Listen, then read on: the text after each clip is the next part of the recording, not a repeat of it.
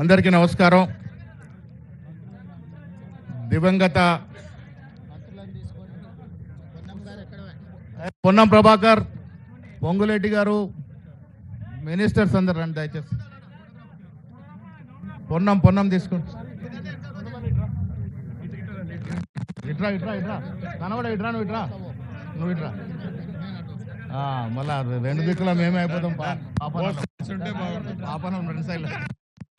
అందరికీ నమస్కారం. మహానేత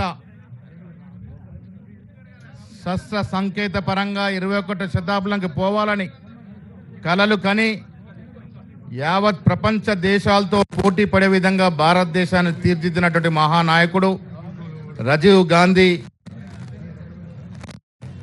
వారికి నివాళులర్పించేందుకు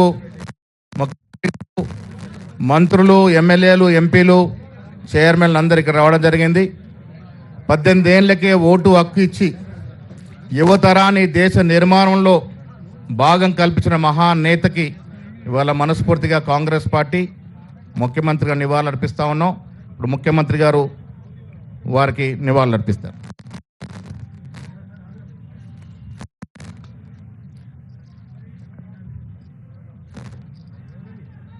అమరుడైన రాజీవ్ గాంధీ ఈ దేశ యువతకు స్ఫూర్తి. ప్రజాస్వామ్య పరిరక్షణలో, దేశ సమగ్ర కాపాడడంలో శ్రీ రాజీవ్ గాంధీ అమరులైన. గాంధీ వారసత్వాన్ని పుణికిపుచ్చుకున్న రాజీవ్ గాంధీ ఈ దేశంలో పారదర్శకమైన పరిపాలన అందించాలి అంటే సాంకేతిక నైపుణ్యాన్ని జోడించాలి.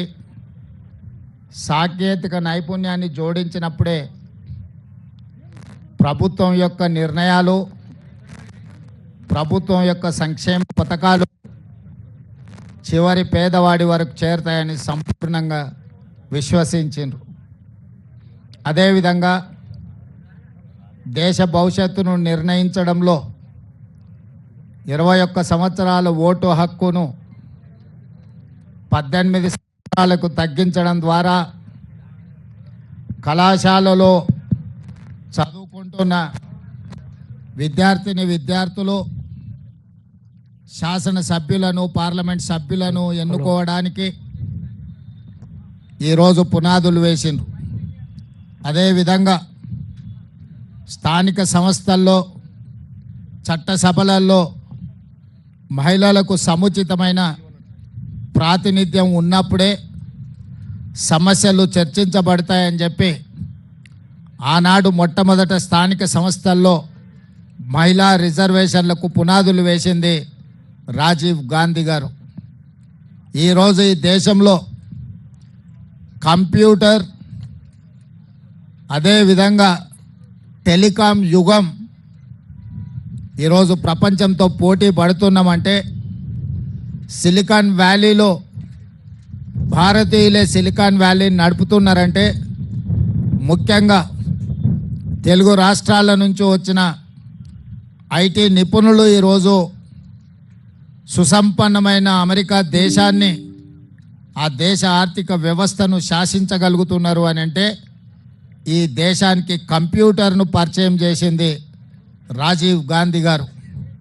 అదేవిధంగా టెలికాం రంగంలో విప్లవాత్మకమైన మార్పులు తీసుకొచ్చి ఈరోజు టెలికాం రంగాన్ని శామ్ పిట్రోడా వారి యొక్క పరిజ్ఞానాన్ని దేశానికి పరిచయం చేసి టెలికాం విప్లవం తేవడంతో ఈరోజు డేటా సెంటర్లు కానీ, జీసీసీలు కానీ, ఐటీ కంపెనీలు కానీ హైదరాబాదు నగరంలో ఈనాడు నిర్మించిన హైటెక్ సిటీ వారి ఆలోచనను స్ఫూర్తిగా తీసుకొని పివి నరసింహారావు గారు ఆ రోజు మనకు ఈ రాష్ట్రానికి ఇవ్వడం జరిగింది.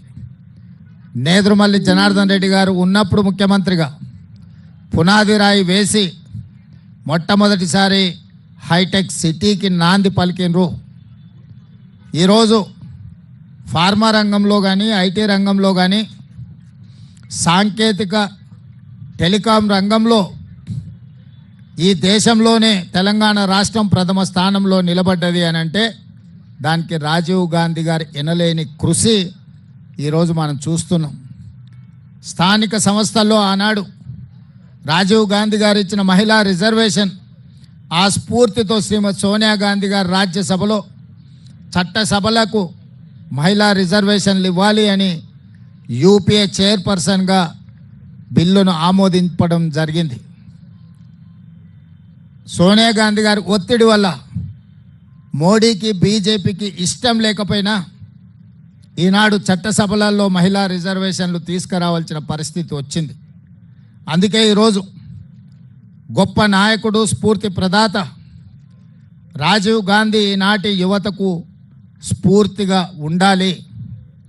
అంత గొప్ప స్ఫూర్తిని అందించిన రాజీవ్ గాంధీ గారు తెలంగాణ రాష్ట్ర పరిపాలనకు గుండెకాయ లాంటి సచివాలయం ముందలో వారి విగ్రహాన్ని ప్రతిష్ఠించుకొని వారి స్ఫూర్తిని తీసుకొని పరిపాలనను కొనసాగించడమే కాకుండా వారి యొక్క ఆలోచన మేరకు పేదలకు సంక్షేమాన్ని అందించడమే కాదు, తెలంగాణ రాష్ట్రాన్ని సాంకేతికంగా, ఆర్థికంగా బలోపేతమైన రాష్ట్రంగా తీర్చిదిద్దడంలో మేమందరం, మా మంత్రివర్గము, కాంగ్రెస్ పార్టీ సంపూర్ణంగా ముందుకు వెళ్తుంది. వారిని ఆదర్శంగా తీసుకొని వారి విగ్రహాన్ని ఇక్కడ ప్రతిష్ఠించుకొని కోట్లాది మంది భారతీయ యువకులకు రాజీవ్ గాంధీ స్ఫూర్తిని ఈరోజు మనం నింపగలిగినము. అందుకే ఆ నాయకుడిని ఆదర్శంగా తీసుకొని తెలంగాణ రాష్ట్రంలో పరిపాలన కొనసాగిస్తున్నాము.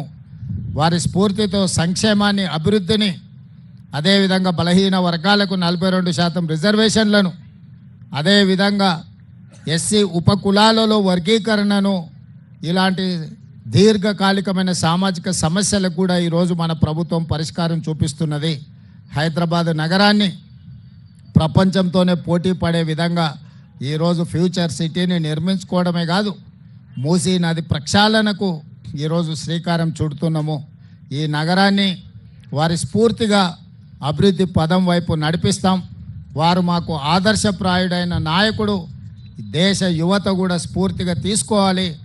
వారిని స్ఫూర్తిగా తీసుకొని ఈనాడు శాసనసభకు పోటీ చెయ్యాలి ఎన్నికల్లో అంటే 25 సంవత్సరాలు నిండి ఉండాలి. తొందరలోనే రాహుల్ గాంధీ గారి దేశానికి ప్రధానమంత్రి అయిన తర్వాత తెలంగాణ రాష్ట్ర శాసనసభలో తీర్మానం చేసి 21 సంవత్సరాలు నిండిన వాళ్ళు శాసనసభకు పోటీ చేసే విధంగా చట్టాన్ని సవరించడానికి మేము ప్రయత్నం చేస్తాము. ఇవాళ 21 సంవత్సరాలు నిండిన చదువుకున్న వాళ్ళు ఐఏఎస్లు, ఐపీఎస్లుగా జిల్లాలను పరిపాలిస్తుంటే 21 సంవత్సరాలు నిండిన యువకులు శాసనసభలో ఉంటే ఈ దేశానికి ఎంతో మేలు జరుగుతుంది. ఈ దేశానికి యువ నాయకత్వాన్ని అందించాలి. ఒకనాడు ఓటు హక్కు 21 సంవత్సరాలు ఉన్నప్పుడు ఎన్నికల్లో పోటీ చేయడానికి 25 సంవత్సరాల నిబంధన పెట్టిండ్రు. మరి ఈరోజు రాజీవ్ గాంధీ గారు ఓటు హక్కును 18 సంవత్సరాలకే తగ్గించినప్పుడు, 18 సంవత్సరాలు ఓటేయడానికి హక్కు ఉన్నప్పుడు శాసనసభకు పోటీ చేయడానికి 21 సంవత్సరాలను నిర్ణయిస్తే యువ నాయకత్వాన్ని రాష్ట్రాలకు, దేశానికి అందించవచ్చు. పార్లమెంటులో 25 సంవత్సరాలు పోటీ నిబంధన ఉన్న శాసనసభలో 21 సంవత్సరాలకు తగ్గిస్తే తప్పకుండా యువతకు అవకాశాలు మెరుగవుతాయి. ఆ దిశగా తెలంగాణ రాష్ట్ర శాసనసభ తప్పకుండా ప్రయత్నం చేస్తుంది. ఈ కళలన్నీ సాకారం కావాలి అని అంటే ఈ దేశానికి రాహుల్ గాంధీ గారు ప్రధానమంత్రి కావాలి. అందుకే రాజీవ్ గాంధీ స్ఫూర్తిగా రాహుల్ గాంధీ గారి నాయకత్వంలో పనిచేయాలని మేమందరం ఈరోజు ప్రతిజ్ఞ తీసుకొని బయలుదేరుతున్నాం. తప్పకుండా రాహుల్ గాంధీ గారిని ఈ దేశానికి ప్రధానమంత్రిగా చేసే వరకు మేము ఎవ్వరము విశ్రమించబోమని తెలియజేస్తూ మీ అందరి దగ్గర సెలవు తీసుకుంటున్నాను. అందరికీ నమస్కారం. దివంగత పొన్నం ప్రభాకర్, పొంగులేటి గారు, మినిస్టర్స్ అందరు రండి దయచేసి. పొన్నం తీసుకోండి.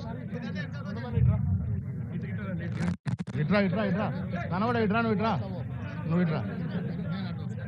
మళ్ళా 2 దిక్కుల మేమే అయిపోతాం. పాపనం 2 సైడ్లు. అందరికీ నమస్కారం. మహానేత, శస్త్ర సంకేత పరంగా 21వ శతాబ్దంకి పోవాలని కలలు కని యావత్ ప్రపంచ దేశాలతో పోటీ పడే విధంగా భారతదేశాన్ని తీర్చిదిద్దినటువంటి మహానాయకుడు రాజీవ్ గాంధీ వారికి నివాళులర్పించేందుకు మంత్రులు, ఎమ్మెల్యేలు, ఎంపీలు, చైర్మన్లు అందరికీ రావడం జరిగింది. 18 ఏళ్లకే ఓటు హక్కు ఇచ్చి యువతరాన్ని దేశ నిర్మాణంలో భాగం కల్పించిన మహానేతకి ఇవాళ మనస్ఫూర్తిగా కాంగ్రెస్ పార్టీ ముఖ్యమంత్రిగా నివాళులర్పిస్తా ఉన్నాం.